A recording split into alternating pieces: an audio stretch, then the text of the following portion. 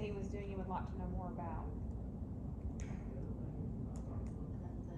The notebook idea, how he used that. I did not see any students using any type of recording tools or. What notebook?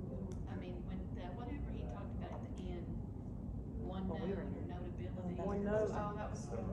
Like it was Oh, on the wrong mental house. Okay. Sorry. That's okay. Were they not doing mental math while you were there? It's just a little bit. It was- Okay, I got you. You're talking about Mr. Fowler? Well, Like he, how But they, none of them really were taking notes. or even doing like configurations as far as. They could using do a lot in their head script. though. They could. I was impressed. Mhm. We did notice there were more boys that would set up the problem and explain why. But the same students were being engaged. But the girls only responded when it came time to solve the equation. And I don't know, I don't know the standards for these grades, but I thought it seemed advanced, like I was like, hey, this is. For fifth, And for it was seventh there was a grade. 7th grade class. Cause a lot of that, I'm doing it now. What we saw was 7th or 8th? In Mr. Fowler's class, it was a 7th grade class. Ours was, in the morning, I checked his schedule and walked out. What I did was you curious. see that you would like to put into your own practice?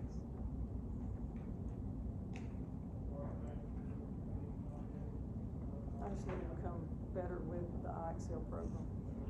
I just want Excel. Use the group jam. I've never done that. If they weren't doing it. Yeah, they were doing it, but they're doing it all on this year. Somebody else group jam too. All right, let's talk a little bit about the instructional model. If you look on the back, did you observe any of the elements from our district model in his classroom?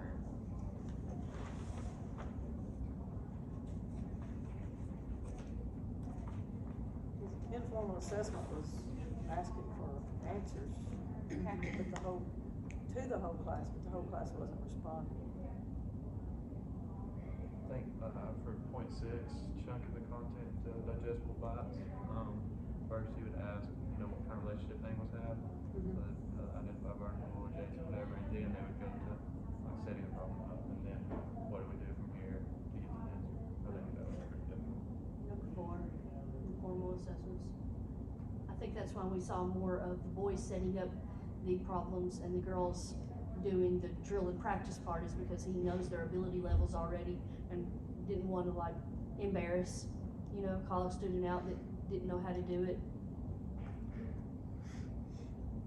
And number 9, helping the students practice skills, strategies, and processes. They were definitely looking for strategies on how to solve it, and then had to go through the process to do it. Definitely number 38.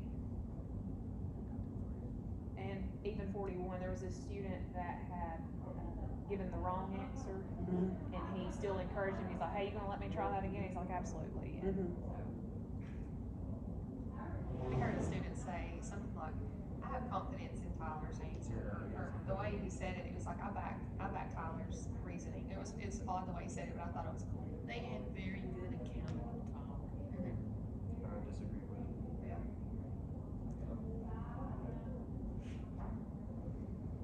that's important, I think, too, just so that the students are comfortable doing that. They felt okay with giving an answer and it being wrong. They felt okay just talking or supporting each other. Stole one of y'all's chair. All right, let's talk about Ms. Sharp. I thought she did a great job. Yes, she was doing a great job. Very organized. Envy her. This was organization right here. There's probably a number on that thing for organization. What is something that she was doing that you do in your classroom? She was standing at the front of the room at her board, doing kind of like interactive. Some of our teachers in our group use spiral notebooks. She was doing one of those, I think, at the beginning. What is something that you saw that you would like to know more about? I've seen it before, but I need to try to implement the number talk. I saw several teachers doing that, and I've been in trainings that included that. I I think to some degree math teachers do number talks, we just don't do it specifically, we're going to do a number talk. You know, show me with your hand how many ways you do the problem. In our math foundational training yesterday that Megan was in, with AMSI, they talked about, missing numbers problems, I think that's what y'all call them maybe.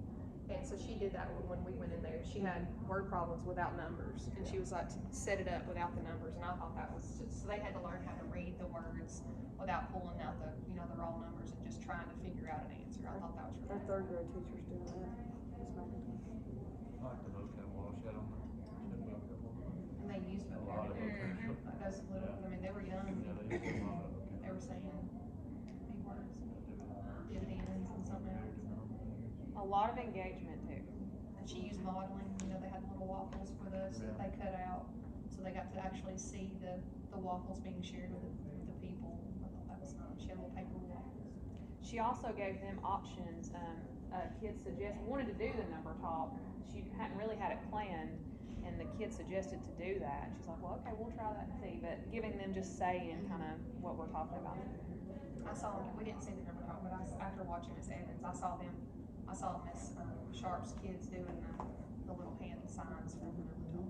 She did do which one doesn't belong. Yeah, which one She did doesn't belong, that that's- CCM. All right, let's look at the model of instruction. A couple of elements there that you noticed.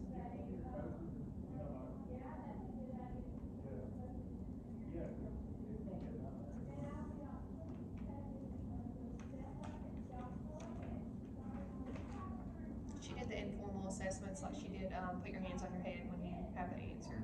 So, I mean, she was assessing her kids that way.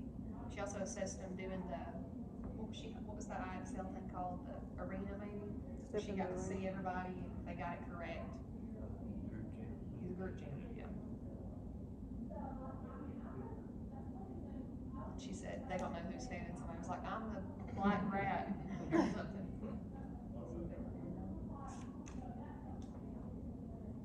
What else?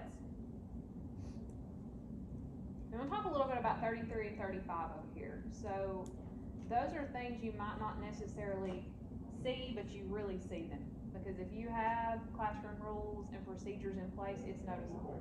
Like those students knew exactly what to do. I know we were visitors, but they've done it before. It wasn't new. They weren't just playing a game. So I noticed she had like all their supplies written on the board, what they needed out, and that's exactly what they had on their desk.